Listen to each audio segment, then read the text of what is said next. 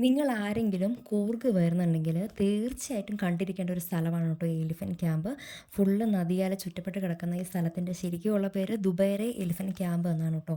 നല്ല രസമാണ് ഈ യാത്ര. ഇത് കാവേരി നദിയാണ് കേട്ടോ. കാവേരി നദി ക്രോസ് ചെയ്ത് വേണം നമ്മൾ ഈ എലിഫൻറ്റ് ക്യാമ്പിലേക്ക് ചെല്ലാനായിട്ട്. ഞങ്ങൾ ചെന്നപ്പോൾ മഴക്കാലം ഒന്നുമല്ല, അതുകൊണ്ട് അധികം വെള്ളം ഒന്നും ഉണ്ടായിരുന്നില്ല. നമുക്ക് വളരെ ഈസി ആയിട്ട് പോകാൻ പറ്റും. പിന്നെ എല്ലാ ദിവസവും ആൾക്കാർ വരുന്ന സ്ഥലമായതുകൊണ്ട് തന്നെ വലിയ തെന്നലോ കാര്യങ്ങളോ ഒന്നും ഉണ്ടായിരുന്നില്ല കേട്ടോ. പിന്നെ ഇത് ഫുള്ളൊരു ഫോറസ്റ്റ് ഏരിയ ആണ്. അപ്പോൾ രണ്ട് സൈഡും നിറയെ മരങ്ങളായിട്ട് ഒരു അടിപൊളി ആംബിയൻസ് ആണ് കേട്ടോ അവിടെ എത്തിയിട്ടുണ്ടെങ്കിൽ.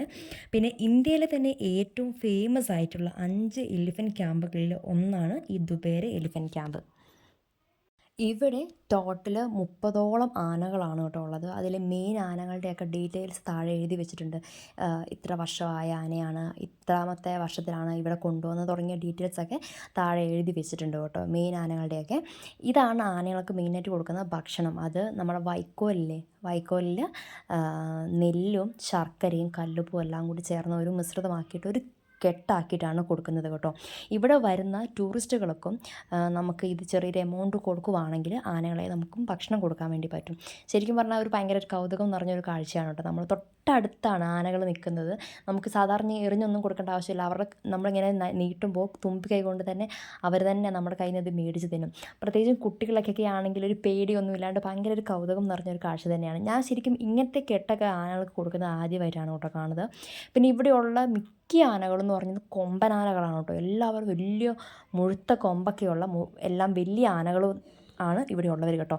പിന്നെ ഇതാണ് ആനകളെ ചട്ടം പഠിപ്പിക്കുന്നത്. ഇവിടെ കൊണ്ടുവന്നിട്ട് മെരുക്കി എടുത്തിട്ടാണ് ബാക്കി ആനകളുടെ കൂട്ടത്തിലേക്ക് ഇടുന്നത് കേട്ടോ. ഞങ്ങളിവിടെ വരുന്ന സമയത്തും അതിനുള്ളിൽ 2 ആനകളുണ്ടായിരുന്നു. ഇവിടുന്ന് ഇങ്ങനെ എവിടുന്നേലും കൊണ്ടുവന്ന ആനകളെ അവിടെ നിന്നാണ് ചട്ടം പഠിപ്പിക്കുന്നത്. നമ്മുടെ ഭക്ഷണം കഴിക്കൽ, ഫോട്ടോസ് എടുക്കൽ, അങ്ങനത്തെ എല്ലാ ആക്ടിവിറ്റീസും കഴിഞ്ഞിട്ടുണ്ടെങ്കിൽ ഏകദേശം ഒരു മണിക്കൂറോളം ഉണ്ട് കേട്ടോ ഈ ഒരു പരിപാടി. ഇത് കഴിഞ്ഞിട്ടുണ്ടെങ്കിൽ പിന്നെ നേരെ ആനകളെ കുളിപ്പിക്കാൻ വേണ്ടി നമ്മുടെ ഈ പറഞ്ഞ കാവേരി നദിയുടെ അങ്ങോട്ട് തന്നെ കുളിപ്പിക്കാൻ വേണ്ടി കൊണ്ടുപോകുന്നതാണ് ഇപ്പോൾ ഈ കാണിക്കുന്നത് കേട്ടോ. ഈ സമയത്ത് വേണമെങ്കിൽ ആനകളുടെ കൂട്ടത്തിൽ നിന്ന് ഫോട്ടോയൊക്കെ എടുക്കാം. പക്ഷേ അതിനൊക്കെ അവർ എക്സ്ട്രാ ചാർജ് നമ്മളോട് മേടിക്കും. പക്ഷേ അതിൻ്റെ ആവശ്യമില്ല, ഇങ്ങനെയാണെങ്കിലും കണ്ടാൽ മതിയല്ലോ. അപ്പം ഇങ്ങനെ കഴിഞ്ഞ ആനകളെ നേരെ കുളിപ്പിക്കാൻ വേണ്ടി കൊണ്ടുപോകുന്ന ഒരു ആണ് ഇപ്പോൾ ഈ കാണുന്നത്. ഒരുമിച്ചല്ല കേട്ടോ കൊണ്ടുപോകുന്നത്. ഓരോ ആനകളെ ഇറക്കിക്കൊണ്ട് പോയി പുറകെയാണ്. മാക്സിമം ആ ഒരു പുഴയിൽ 3 അല്ലെങ്കിൽ 4 ആനകളാണ് മാക്സിമം ഉണ്ടാകാറുള്ളത് കേട്ടോ. ഒരു സ്റ്റെപ്പ് ഇറങ്ങി വേണം പോകാനായിട്ട്. കൺജസ്റ്റ് ആവണ്ടെന്ന് വിചാരിച്ചിട്ടായിരിക്കാം ഇങ്ങനെ അവർ കൊണ്ടുപോകുന്നത് കേട്ടോ. ഈ ആനകൾ പുഴയിൽ കുളിക്കുക, തുമ്പിക്കൈ കൊണ്ട് ഇങ്ങനെ വെള്ളം തെറിപ്പിക്കുക എന്നൊക്കെ ഉള്ളത് ഞാൻ സത്യം പറഞ്ഞാൽ TV-യിൽ മാത്രമാണ് കണ്ടിട്ടുള്ളത്. ഇത്ര അടുത്തും ആനകളെ കാണുന്നതും ഇതാദ്യമായിട്ടാണ്. ഈ ഉത്സവത്തിനൊക്കെ പോകുമ്പോൾ കാണുന്നുണ്ടെങ്കിൽ നമ്മൾ കുറച്ച് ദൂരെയായിരിക്കുമല്ലോ, പക്ഷേ ഇത്ര അടുത്ത് ആദ്യമായിട്ടാണ് കേട്ടോ ആനകളെ കാണുന്നത്. അപ്പോൾ അതിൻ്റെ വലുപ്പം എന്നൊക്കെ പറഞ്ഞാൽ ഒരു ഭീകരമാണ്.